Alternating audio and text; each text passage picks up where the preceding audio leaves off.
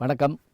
இராமாயண கதாபாத்திரங்களுள் பெருமை மிகுந்த வீரன் என்கின்ற பேரனை பெற்றவன் யார் என்று கேட்டால், ராவணனுடைய மகனாக இருந்தாலும் கூட அவன் அந்த காப்பியத்தில் பெருவீரனாக கருதப்படுகிறான்.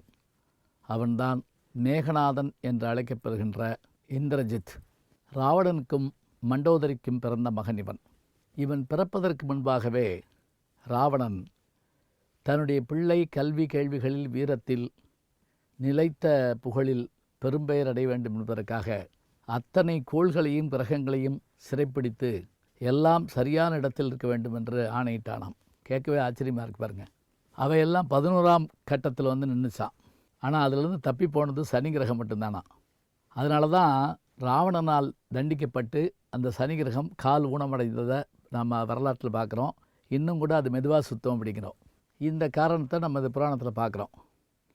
மேகநாதன் பிறக்கிற போது இடியும் மின்னலும் மற்றவையும் ஆகாயத்திலிருந்து தோன்ற, அதன் காரணமாக இவன் மேகங்களுக்கு அதிபதி என்பதை அடிப்படையாக வைத்து மேகநாதன் என்ற பெயரை சூட்டுகிறார்கள். சுக்கராச்சாரியார் இவர்களுடைய அசுரகுரு அவரிடத்திலே பாடம் கற்கிறான். அத்தோடு மட்டுமல்லாமல் அந்த காலத்தில் ஒரு அஸ்திரத்தை பெறுவதே மிக கடினம் என்பார்கள். பிரம்மாஸ்திரம், பாசுபதாஸ்திரம், வைணவாஸ்திரம், இந்த 3 அஸ்திரங்கள் தான் உலகத்தையே அழிக்கக்கூடிய, இன்றைக்கு சொல்கிறோம் இல்லையா அணுகுண்டுன்னு சொல்கிறோமே, அதை காட்டிலும் பெரிய வல்லமை உள்ளதாக அதெல்லாம் இருந்திருக்கு. இதில் தான் பாசுபதாஸ்திரம் பெறுவதற்காகத்தான் பாரதத்தில் அர்ஜுனன் போய் தவம் பண்ணுவான். ஆனால் இந்திரஜித்தன் பாசுபதாஸ்திரத்தை பெற்றிருந்தான். அதே போல் பிரம்மாஸ்திரத்தை பெற்றிருந்தான், வைணவ அஸ்திரத்தையும் பெற்றிருந்தான்.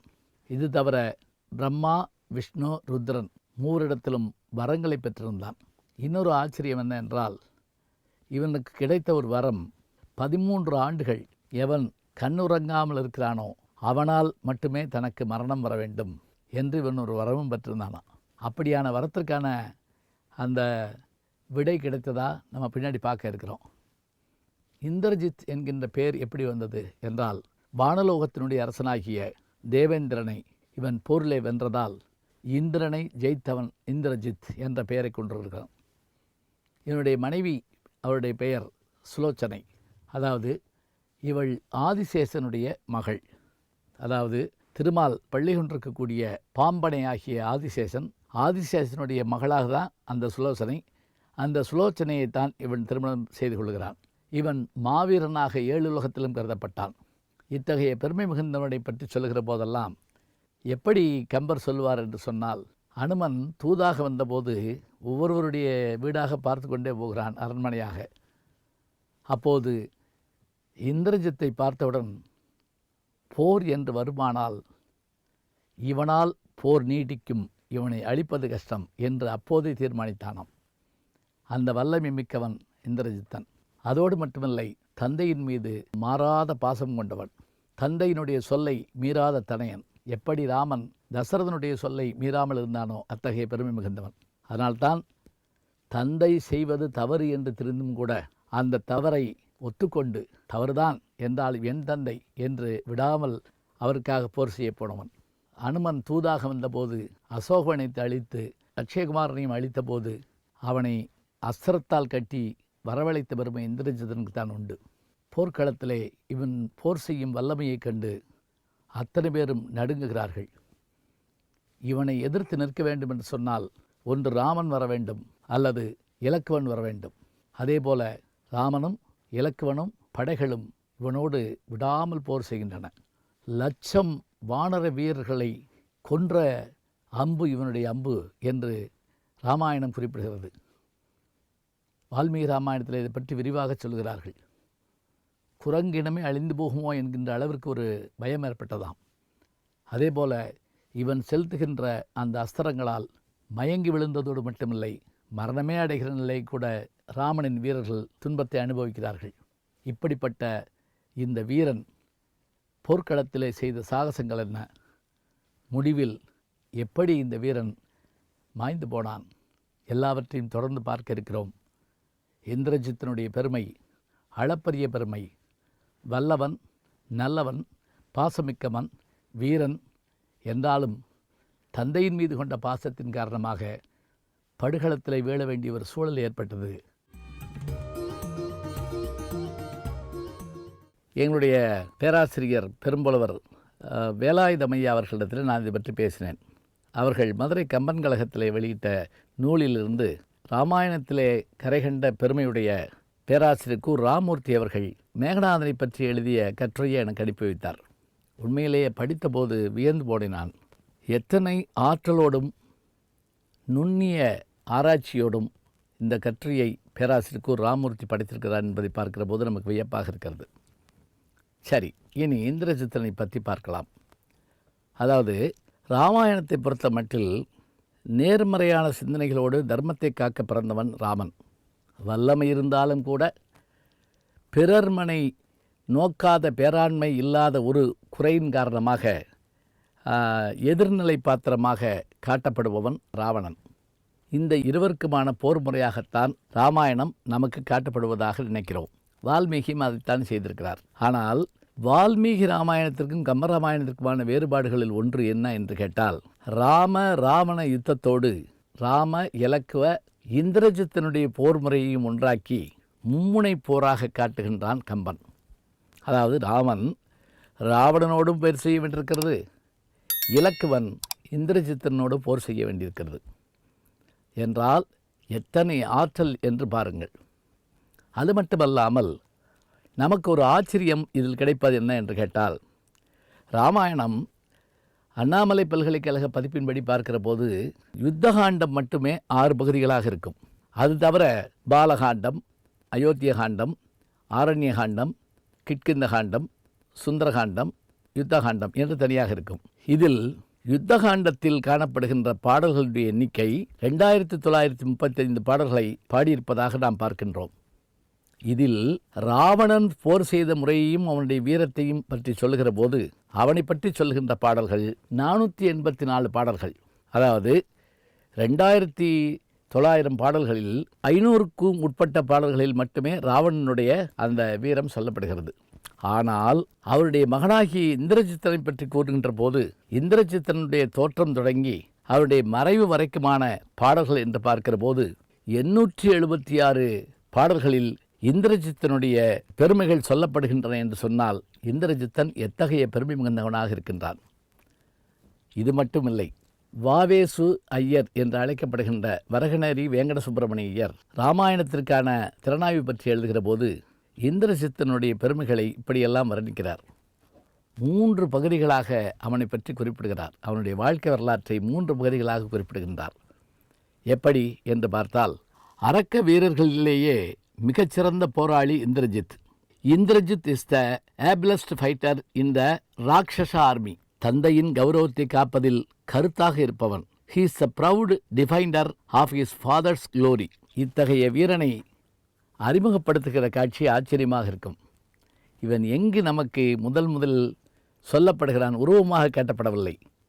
அவனுடைய பெருமையாக சொல்லப்படுகின்ற வார்த்தை என்ன என்றால், மூக்கறுபட்ட சூர்பனகை தன்னுடைய அண்ணன் மகனாகிய இந்திரஜித் இருக்கும்போது தனக்கு இப்படி நிகழ்ந்து விட்டதே என்று சொல்லி தானவரை கரு சதமகனை சிறையிலிட்டு வானவரை பணிகொண்ட மருகாவோ 100 யாகங்களை செய்த இந்திரனை நீ அடிமைப்படுத்தினாய், வேறறுத்தாய், அத்தகைய பெருமை கொண்ட நீ எங்கே இருக்கிறாய் என்று சூர்பனகை அவனுடைய பெயரை சொல்லி அவன் பெருமையை சொல்லி அழுகின்றாள்.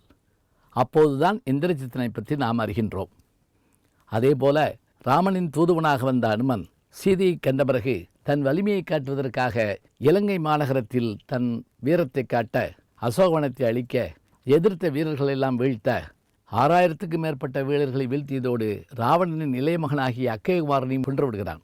இதை கேள்விப்பட்டவுடன் இந்திரஜித்தன் வெகு வேகமாக போருக்கு எழுகிறான். இப்படி போருக்கு எழுகின்ற அவனுடைய அந்த வேகம் இருக்கிறதே, அதை பற்றி கம்பர் பாடுகின்ற பாடலிலே எப்படி சொல்லுகிறார்? ஆர்த்தன சுழலும் தாரும் பேரியும் அசனி அஞ்ச வேர்த்து உயிர் குலைய மேனி வெதும்பினர் அமரவேந்தன் சீர்த்தது போரும் என்ன தேவர்க்கும் தேவராய மூர்த்திகள் தாமும் தந்தம் யோகத்தின் முயற்சி விட்டார். இந்திரன் விதிர்விதித்து போனான். 30 தெய்வங்களான பிரம்மா, விஷ்ணு, ருத்ரன் மூவரும் தங்கள் கடமையை மறந்தார்கள். என்ன நடக்கப் போகிறதோ என்று அறிமுகப்படுத்தப்படுகிறார்.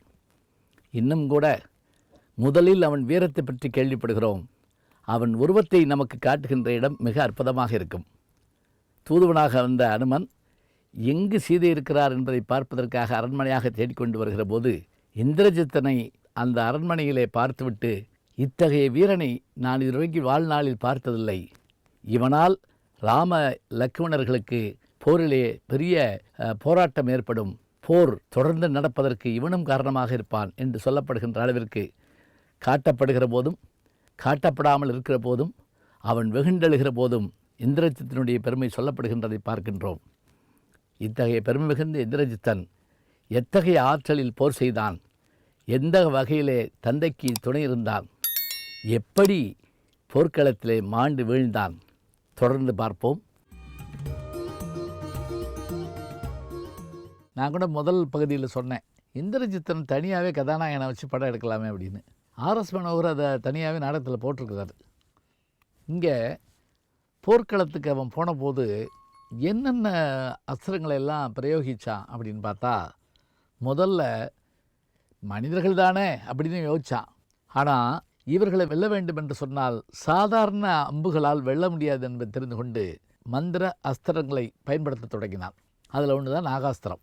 அதாவது அந்த பானத்தை ஏவுகிற போது அது பல பிரிவுகளாக பிரிந்து பாம்புகளாக மாறி அவ்வளோ பேரையும் கட்டிடும்.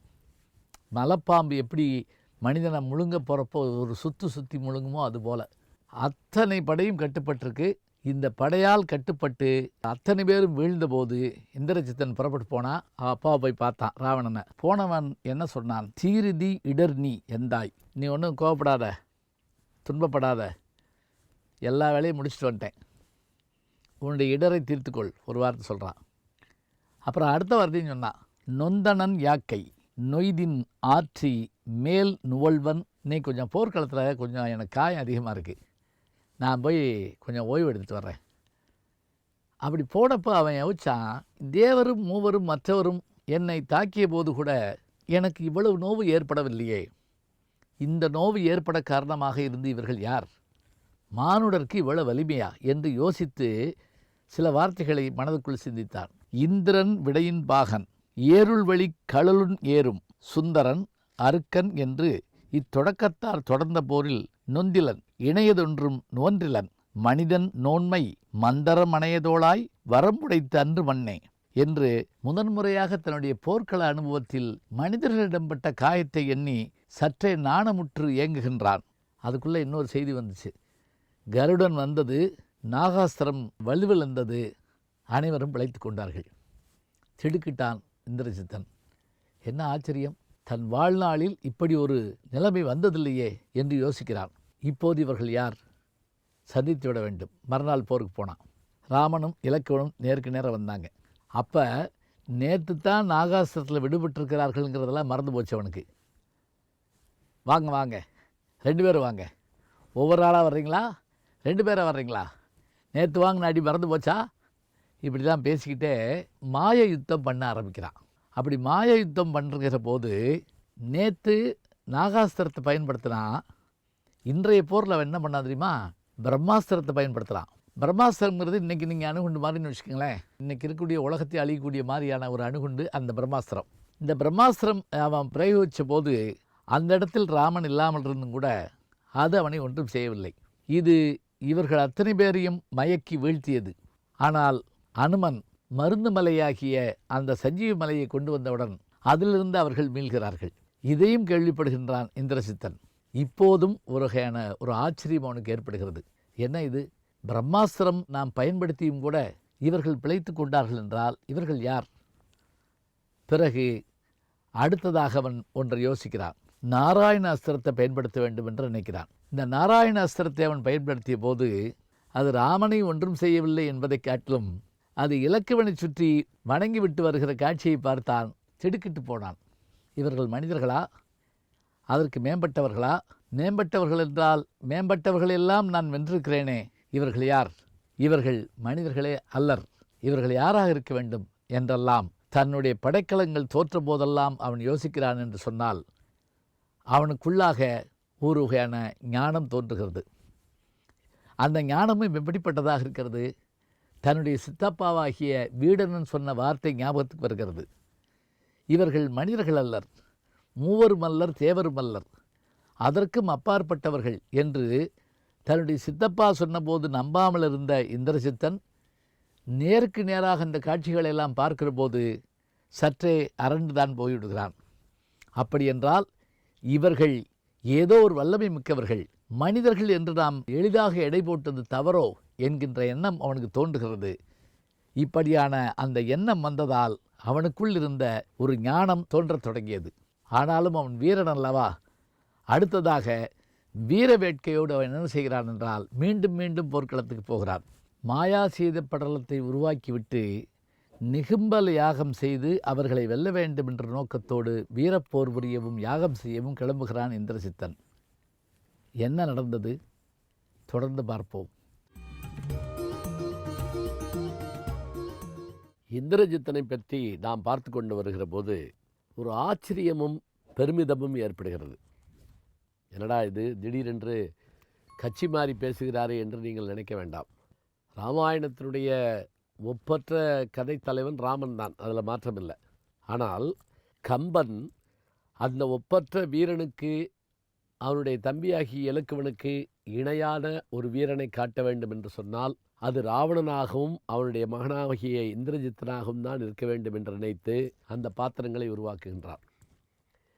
எந்த இடத்திலெல்லாம் நமக்கு ராமன் மீது மதிப்பு தோன்றுகிறதோ அதே போல இந்திரஜித்தனை பார்க்கிற போதெல்லாம் அவனுடைய பெருமை நமக்கு ஆச்சரியமாய் விளங்குகிறது. இந்திரஜித்தனுடைய பிறப்பை பற்றி சொல்கிற போது அவனுடைய பாரம்பரியம் எத்தகையது? பிரம்மாவினுடைய மகனாகிய புலத்தியன், புலத்தியனுடைய மகனாகிய விஸ்வரஸ், அவருடைய மகனாகிய ராவணன், இந்த ராவணனுக்கும் அவருடைய மனைவியாகிய மயன் என்கின்ற தேவலோக சிற்பியின் மகளாகிய மண்டோதரிக்கும் மகனாக பிறக்கின்றவன் தான் இந்திரஜித்தன். இந்த குலமுறை கிளத்து படலம்னு சொல்லுவோமே, அது மாதிரி பெரிய இடத்து பையங்க அப்படின்னு ஒரு வார்த்தை சொல்லுவோம். அடுத்ததாக இவன் தாயினுடைய வயிற்றிலிருந்து வெளிவருகின்ற அந்த காலத்தில் அவனுக்கு வாழ்க்கையும் நிலைத்த தன்மையும் இருக்க வேண்டும் என்பதை மனதிலே கொண்ட ராவணன் 9 கோள்களையும் பிடித்து வந்து படிகளிலே படுக்க வைத்து அவற்றின் மேலே நடந்து நடந்து நடந்து எல்லா கோள்களும் இந்திரஜித்தன் பிறக்கும்போது சரியான இடத்தில் இருக்க வேண்டும் என்பதற்காக அச்சுறுத்தி அச்சுறுத்தி அவர்களை சரி செய்து கொண்டிருந்தானாம். அதாவது அவனுக்கு மரணமே வந்துவிடக்கூடாது என்பதற்காக. இப்படி நம்ம கேள்விப்பட்டிருக்கிறோமா என்றால் கிரேக்க இதிகாசங்களிலே இதுபோல ஒரு கதை இருக்கிறது. அதிலே அகஸ்டிஸ் என்கின்ற ஒரு கடல் தேவதை தன்னுடைய மகன் இறந்துவிடக்கூடாது என்பதற்காக பிறந்த குழந்தையை எடுத்துக்கொண்டு தேவலோகத்திற்கு ஓடி அங்கிருக்கிற பொய்கையிலே கைகளில் குழந்தையை தலைகளாக பிடித்து கொண்டு முக்கி எடுத்தாளாம். அப்படி முக்கி எடுத்ததன் காரணமாக அந்த குழந்தையினுடைய உடம்பில் எந்த அம்பும் பட்டாலும் அவன் இறக்க மாட்டான், எந்த ஆயுதமும் அவனை தாக்காது. ஆனால் அவள் கையிலே பிடித்திருந்தாள் அல்லவா அந்த பாதம், அந்த பகுதி மட்டும் அது விதிவிலக்கு. அதை தெரிந்து கொண்ட எதிரி வீரர்கள் சரியாக அவனுடைய பாதத்தை குறிவைத்து அடிக்கிறார்கள். ட்ரோஜன் என்கின்ற அந்த போரிலே அவனுடைய கால்களில் அம்பெய்தி கொள்கிறார்கள்.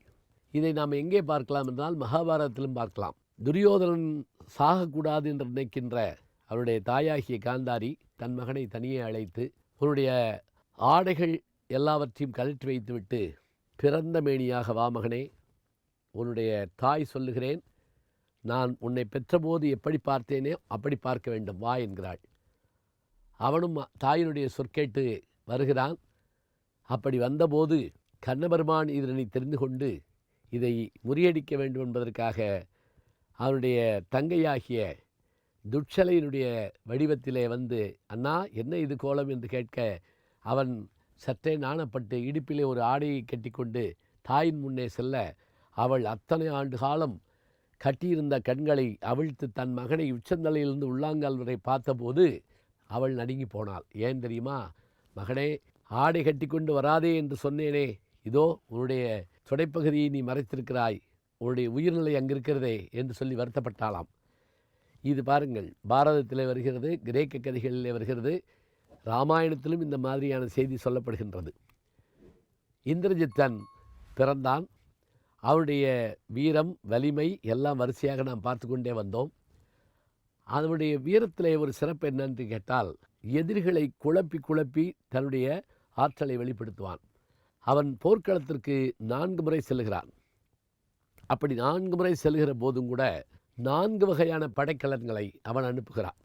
அதோடு அவன் வீரத்தில் மட்டும் சிறந்தவன் இல்லை, அழகிலும் மன்மதனை ஒத்தவன். அதனால்தான் பேரெழில் வீரன் என்று கம்பன் அவனை புகழ்கின்றார். அந்த காலத்திலே பி.ஸ்ரீ என்கின்ற மிகச்சிறந்த எழுத்தாளர், ராமானுஜரை தமிழுக்கு தந்தவர். அவர் அதற்காக சாகித்ய அகாடமி விருதும் பெற்றவர். அவர் சித்திர ராமாயணம் என்ற ராமாயணத்தை சித்திர வடிவிலே ஆனந்த வடிவிலே எழுதியிருந்த போது இந்திரஜித்தினுடைய அழகை அத்தனை தத்ரூபமாக தீட்டியிருப்பார் அந்த காலத்து ஓவியர் சித்திரலேகா என்றொரு ஓவியர். இத்தகைய அழகு மிகுந்தவன், வீரம் மிகுந்தவன். படைக்களத்தை அனுப்புகிற போதெல்லாம் அவன் தரையிலே நின்று கொண்டு அந்த செயல்பாட்டை செய்ய மாட்டான். போர் நடப்பது தரையில்தான். ஆனால் அவன் ஒவ்வொரு படைக்கலங்களை அனுப்புகிற போதும் ஆகாயத்துக்கு செல்வான், கண்ணுக்கு தெரியாத இடத்துக்கு செல்வான், மறைந்து போவான், விண்ணிலிருந்து அம்புகள் எய்வான். இப்படியாக அவன் செயல்பாடுகளை செய்வான்.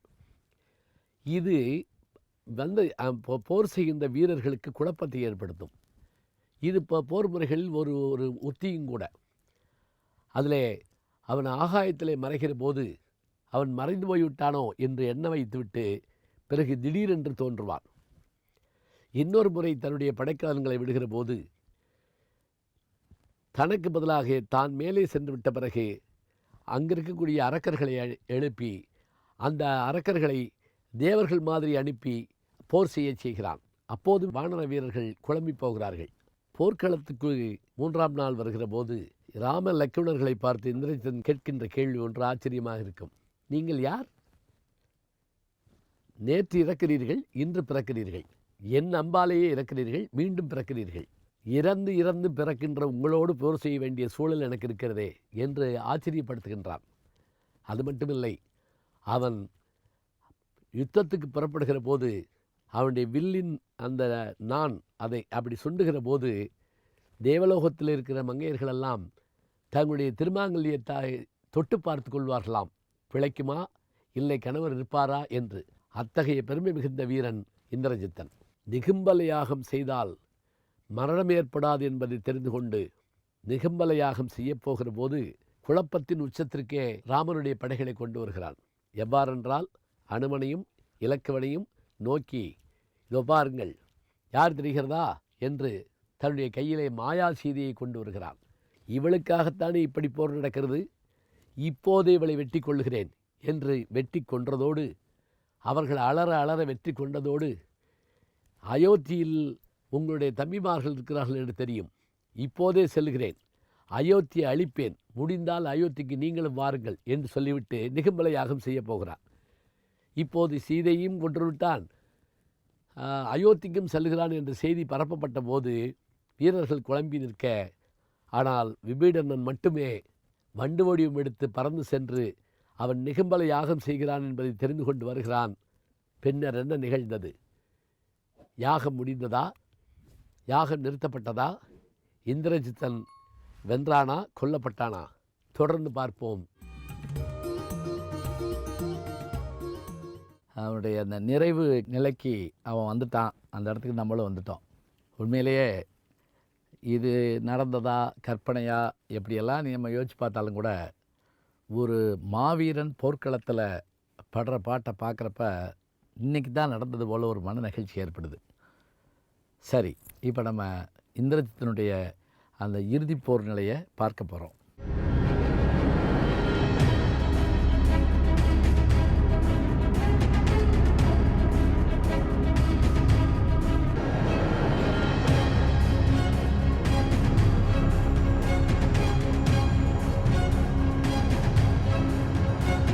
இந்த இடம் சொல்கிற போது பேசுகிற போது உண்மையிலேயே உள்ளே நடக்குதுங்க.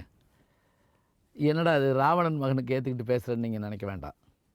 வீரன் ஒருவன், அவன் பிழை செய்தானா? இல்லை, பிழை செய்தது தந்தை. ஆனாலும் தந்தை பாசத்தின் காரணமாக தந்தைக்கு உயிர் கொடுக்க வேண்டும் என்பதற்காக அந்த வீரன் படுகிற பாடுகளை எல்லாம் பாருங்கள். உடம்பெல்லாம் காயம்பட்டு அந்த நிகும்பல யாகமும் பண்ண முடியாமல் அவன் வந்து நின்று தந்தையை பார்த்தான். தன் மகனை பார்த்து ராவணன் சொன்ன வார்த்தை என்ன? புன்னுடை யாக்கை சென்னீர் இருதர புக்கு நின்ற என்னுடை மகனை நோக்கி ராவணன் இணைய சொன்னான். என்ன சின்ன பிள்ளை மாதிரி ஓடியாந்துருக்க? என்ன நடந்தது சொல்லு அப்படின்னா. அப்போ இந்திரஜித்தன் சொன்னான், நான் என்ன சொல்கிறது, நிகும்பல யாகம் நிறைவேறியிருந்தால் அந்த ராமலக்ஷ்மணர்களை அழித்திருப்பேன்.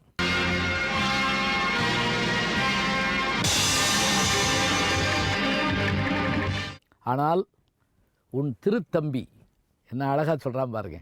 யாரை? விபீஷணன், என் சித்தப்பை, உன் திருத்தம்பி அவங்களெல்லாம் கூட்டிகிட்டு வந்து என் யாகத்தை கலைச்சிட்டான். அந்த யாகசாலையில் நான் போர் புரிஞ்சேன். அப்படி போர் புரிகிறப்ப நான் என்னென்ன படைக்கலங்களை ஏவுகிறவனோ அவையெல்லாம் பயனற்று போகின்றன. நாகபாசம் பயனற்று போனது நான் கண்முன்னே பார்த்தேன். பிரம்மாஸ்திரம் போய் அவர்களை வணங்கி விட்டு வந்தது நான் பார்த்தேன். இனிமேல் நான் என்ன செய்யட்டும்? நாராயண அஸ்திரத்தை பயன்படுத்தினேன், பயனற்று போனது. ஆனால் தந்தையே, அவர்கள் என் மீது போடுகிற போது அந்த பானத்தை அவர்கள் பிரயோகிக்காமல் என்னை கொள்ளத்தான் யோசிக்கிறார்களே தவிர அவர்கள் ஒருபோதும் இந்த உலகத்தையோ மற்றவர்களை அழிக்க வேண்டும் என்று நினைக்கவில்லை. அதனால் யாகம் செய்ய முடியவில்லை. யாகம் அழிந்து போனது. இப்போது நான் இடத்துல ஒரு வேண்டுதலுக்காக வந்திருக்கிறேன் தந்தையே. என்ன வேண்டுதல் தெரியுமா? இனிமேல் நாம் அவர்களோடு போர் செய்ய முடியாது. அவர்களுடைய வீரத்தை நான் கண்கூடாக பார்த்து விட்டேன். எனவே தந்தையே, உங்கள் மீது கொண்ட பாசத்தால் சொல்லுகிறேன், நான் போர்க்களத்துக்கு போகிறேன், திரும்பி வரமாட்டேன். சீதையை விட்டுவிட்டால் நல்லது. இப்படி அவன் சீதையை விட்டுவிட்டால் நல்லதுங்கிறதுக்கு அவன் சொல்கிற அந்த விஷயமும் அந்த பாட்டு பார்த்தா என்ன அழகாக இருக்குது. ஆதலால் அஞ்சினேன் என்று அருளலை ஆசைதான் அச்சீதைபால் விடுதியாயின் அடையர் சீற்றம் தீர்வர் போதலும் புரிவர் செய்த தீமையும் பொறுப்பர் உன்மேல் காதலால் உரைத்தேன் என்றான் உலகலாம் கலக்கி வென்றான். சீதையை விட்டுட்டா அவன் நம்மளை விட்டுட்டு போயிடுவாங்க. யார்? ராமலக்ஷ்மணர்கள் விட்டுட்டு போயிடுவாங்க. இலங்கை தப்பிக்கும், நீயும் உயிரோடு வாழலாம். தயவுசெய்து நீ இந்த எண்ணத்தை மாற்றிக்கொள். அதுக்கு ராவணன் சிரிக்கிறான். நீ அவர்களை பார்த்து பயந்து விட்டாய், அதனால்தான் இப்படி பேசுகிறாய் என்று சொன்னதோடு மட்டுமல்லாமல் எப்படியான வார்த்தைகளை பிரயோகிக்கிறான் பாருங்கள். இயம்பலும் இலங்கை வேந்தன் எயிற்று இள நிலவு தோன்ற புயங்களும் குலுங்க நக்கு போர்க்கினி ஒளிது போலாம் மயங்கினை மனுஷன் தன்னை அஞ்சினை வருந்தல் ஐய சயம்கொடு தருவன் என்றே மனுஷரை தனு ஒன்றாளே. என்கிட்ட வில்லு இருக்குடா, நான் ஜெயிச்சிருவேன்டா, நீ போடா அப்படின்னு மகனை பார்த்து சொல்கிறான். இந்திரஜித்தன் கும்பகர்ணன் சொல்வதைப் போலவே சொல்லுகிறான். நான் போர்க்களத்திலே போய் மடிந்து போவேன். அப்போதாவது தந்தையே, நீங்கள் சீதையை விட்டுவிடுங்கள், நீங்கள் வாழ வேண்டும் என்று கேட்கிறான். ஒளிந்தருள் சீற்றம் சொன்ன உறுதியை பொருத்தி யான் போய் கலிந்தனன் என்ற பின்னர் நல்லவா காண்டி என்றான். கும்பகர்ணன்ட்ட என்ன சொன்னானோ அதையே சொல்கிறான்.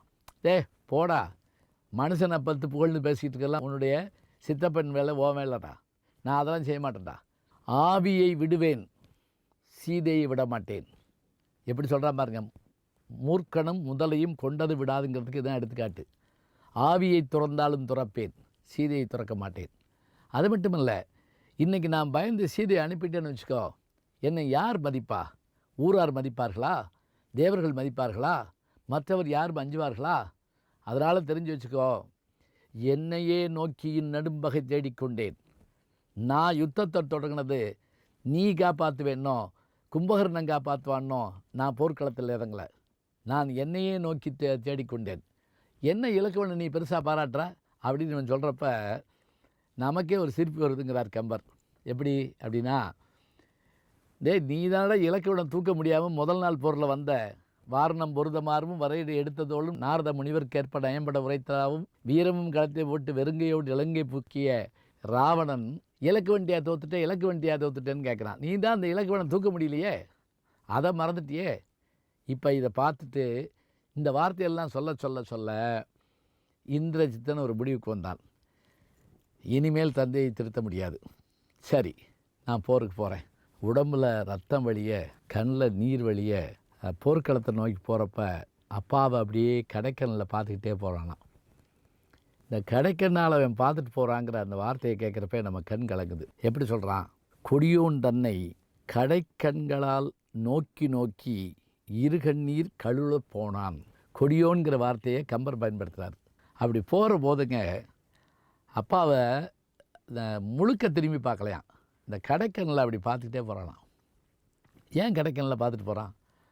ஏன்னா ஒரு 2-3 காரணம் அதில் சொல்லப்படுது.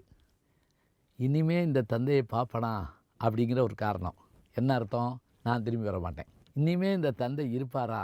அது ஒரு காரணம். கடைசியாக கூட எதுக்காக தயங்கி பார்த்தானா, சரி நீ சொன்னபடி நான் சீதையை விட்டுறேன், நீ போர்க்களம் போக வேண்டாம், நம்ம நல்லா இருப்போம் குடும்பத்தோடு அப்படின்னு சொல்லிடுவானோங்கிற எண்ணத்தோடையும் அந்த பார்த்தானா. ஒன்றும் நடக்கலை. அப்படி அவன் போகிறபோது அந்த இலங்கை மாநகரமே இவனுடைய அந்த போர்க்கள காட்சியை பார்த்து நிற்குதாங்க. சில பேர் கண்கலங்குறாங்க, சிலர் அழுகிறாங்க, வேதனைப்படுறாங்க. அதை கம்பன் சொல்கிற வார்த்தை அவ்வளோ அழகாக இருக்குது. வணங்குவார் வாழ்த்துவார் தம் வடிவினை நோக்கி தம் வாய் உணங்குவார் உயிர்ப்பார் உள்ளம் உருகுவார் வெறுவலுற்று கணங்குலை மகளிர் ஈண்டி இறைத்தனர் கடைக்கன் என்னும் அணங்குடை நெடுவேல் பாயும் அமர்கடந்து அரிதில் போனான். இங்கே போன இந்திரஜித்தன் நிகம்பல யாகத்தில் காணமேன்னு சொல்லிட்டு இலக்கணும் வீடுன்னு மற்றவர்களும் தயங்கி நின்றுட்டு இருந்தபோது திடீர்னு அந்த கதவு திறக்குதுங்க. பாகுபலியில் அரமண வாசல் திறக்கிற மாதிரி 1000 குதிரைகள் பூட்டிய ரதத்தில் வந்துட்டாங்க. யார்? இந்திரஜித்தன் உள்ளே வந்துட்டான். வந்தால் கடுமையான யுத்தம். இந்த யுத்தத்தை மாதிரி ஒரு யுத்தத்தை பார்க்கவே முடியாது. இப்போ இலக்குவன் அந்த யுத்தத்தை தனியாக நின்று சமாளிக்கிறான். சமாளிக்கிற போது என்ன பண்ணுறான்னா, முதல்ல இவனுடைய அம்பரா துணியை உடைக்க வேண்டும்னு நினைக்கிறான். அதுலேருந்து அம்பு எடுத்துக்கிட்டு இருக்கான்னு. அதே போல் அம்பரா துணியை உடைச்சாங்க. என்னாச்சு தெரியுமா? அம்பரா துணி உடைப்பட்ட போதும் கூட, அம்புகள் இல்லாத போதும் கூட இலக்குவனை நோக்கி அம்புகள் வந்துக்கிட்டே இருந்தன.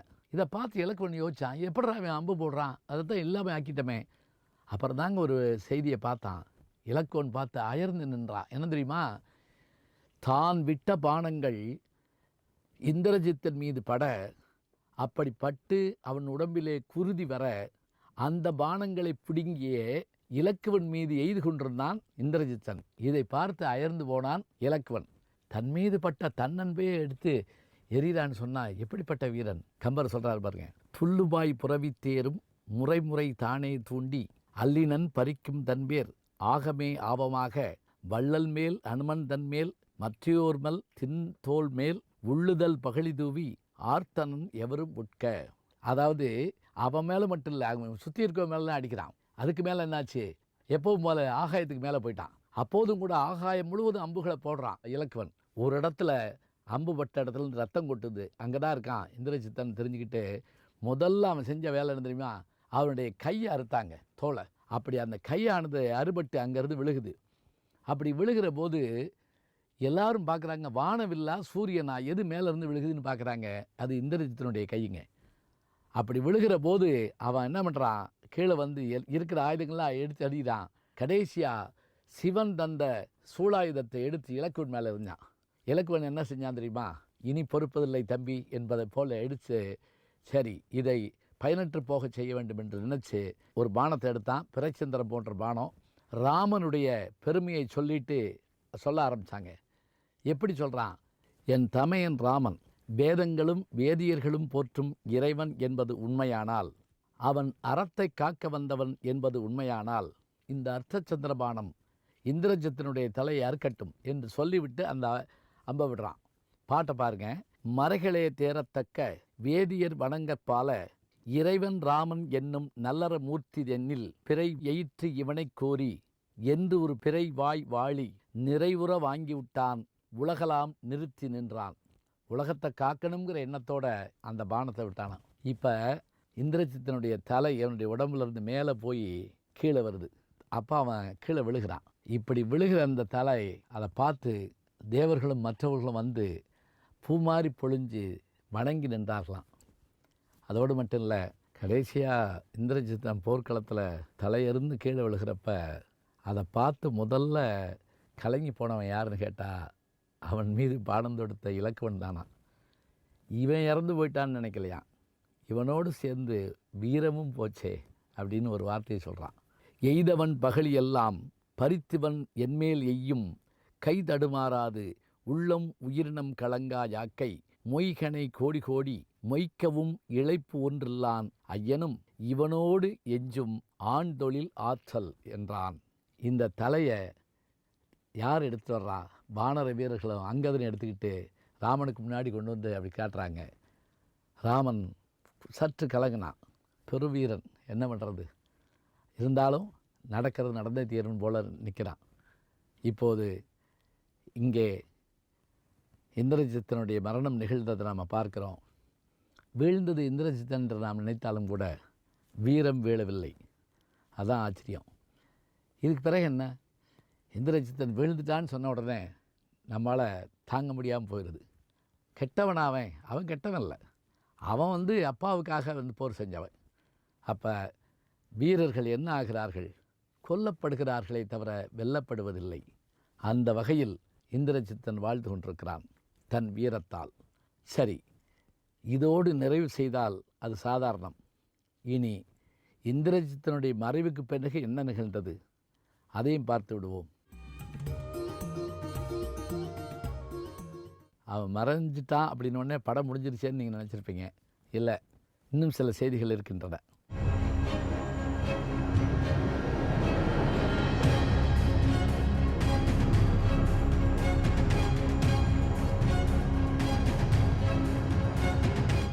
இப்படி இந்திரஜித்தன் இறந்துட்டாங்கிற செய்தியை போய் சொன்ன உடனே, இன்று உன் மகன் இல்லையாயினன் அப்படின்னு சொன்ன உடனே கோபம் கொண்ட ராவணன் சொன்னவர்களை அழிக்க போனானான். அப்புறம் என்ன நினச்சான், அழுதான். தான் செஞ்ச தவறுக்கு வழக்கமாக பிள்ளைகள் காமம் கொண்டால் தந்தையர் அதை மாற்ற முயல்வார்கள். தந்தை கொண்ட காமத்தால் மகன் இறந்து போகிறது இந்த கொடுமை இங்கே தான் பார்க்குறோம். மண்டோதரி அப்படி அழுது புலம்புறான். எல்லாவற்றுக்கும் மேலாக கணவனை இழந்த இந்திரஜித்தனுடைய மனைவியாகிய சுலோச்சனை அலறா. ராவணன் முறையிடுறா. எல்லாம் முடிச்சுட்டு தன்னுடைய கணவனுடைய முகத்தை பார்க்கணுன்னு போர்க்களத்தை நோக்கி போகிறான். இந்த செய்தி ராமாயணத்தில் இருக்கான்னு பார்த்தா ஒரு வரி 2 வரியில் சொல்லப்படுது. ஆனால் இதை பிற்காலத்தில் நம்முடைய சங்கரதாஸ் சுவாமிகள் சதி சுலோச்சனான்னு ஒரு நாடகம் எழுதியிருக்கார். அது வியக்கத்தக்க முறையில் இருக்குது. எப்படின்னு பார்த்தீங்கன்னா, அவள் போகிறா, போர்க்களத்தில் தேடுறா, என் கணவனுடைய தலையை காணமேங்கிறா. நாங்கள் கிடக்கும் போய் பாரு அப்படிங்கிறாங்க. அப்புறம் தேடி எடுத்துடுறாங்க. அதை கையில் வச்சுக்கிட்டு பேசினாலாம்.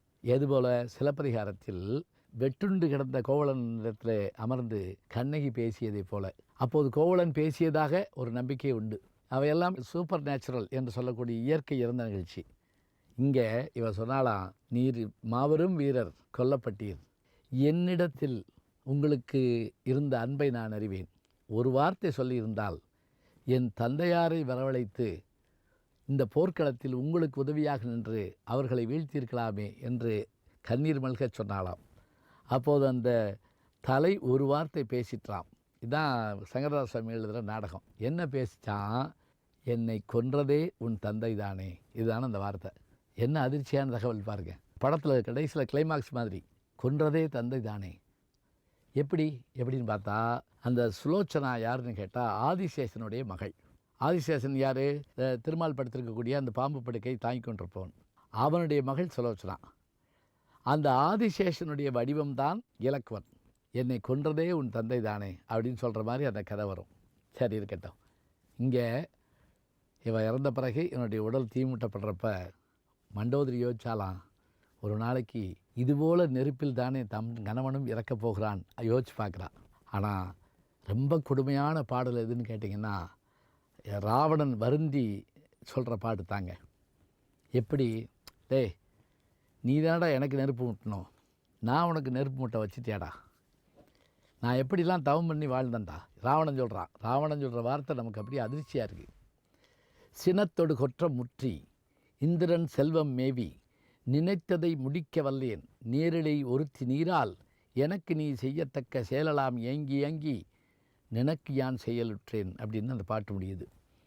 இதே மாதிரி ஒரு பாட்டை நீங்கள் சங்க இலக்கியத்தில் பார்க்கலாங்க. யாருடைய பாட்டுன்னு கேட்டிங்கன்னா, பாரி மகளிருடைய பாட்டு. போன மாதமும் நிலவு வந்தது, இந்த மாதமும் நிலவு வந்திருக்கிறது. போன மாத நிலவில் எங்கள் தந்தை இருந்தார், எங்கள் அரண்மனை இருந்தது, எங்கள் நாடு இருந்தது. இந்த மாதம் நிலவு வந்திருக்கிறது, எங்கள் தந்தை இல்லை, எங்கள் நாடு இல்லை, நாங்கள் அனாதைகளானோம் என்று அந்த பாட்டு. அற்றை திங்கள் அவ்வென் நிலவில் எந்தையும் உடையும் எம் புன்றும் பிறர்களாங்கிற பாட்டு உலக இலக்கியத்தில் சோகத்தினுடைய உச்சிக்கு சொல்கிறதா இருந்தால் இந்த பாட்டையும், ராவணன் வருந்துற இந்த பாட்டையும் சொல்லலாம். சரி, வருந்திய பிறகாக திருந்தினானா ராவணன்? திருந்தவில்லை. தம்பி இறந்த போதும், மகன் இறந்த போதும், மகன்கள் இறந்த போதும் தன்னுடைய அந்த எண்ணத்தை அவன் விடாதிருந்தால்தான் காமத்தால் அழிந்தான் ராவணன் என்பதை நாம் பார்க்கின்றோம். எனவே இந்திரஜித்தன் போன்ற மகனை பெறுவதற்கு அவன் என்ன தவம் செய்தான்? அவன் போர்க்களத்திலே வீழ்ந்தபோது மூவுலகம் வந்து வாழ்த்தியது என்று சொன்னால், மகன் தந்தை காற்றும் உதவி, இவன் தந்தை என்னோற்றான் கொல்லனும் சொல் என்பதற்கேற்ப அந்த மகன் வாழ்ந்தான் என்பதை பார்க்கிறோம். இந்திரஜித்தனுடைய மரணத்துக்கு பிறகும் கூட அதிசய செய்திகள் நமக்கு கிடைக்கின்றன என்றால் அந்த வீரன் எப்போதும் வீரன்தான். நல்ல செய்திகளை நாளும் சிந்திப்போம். நாளை சந்திப்போம்.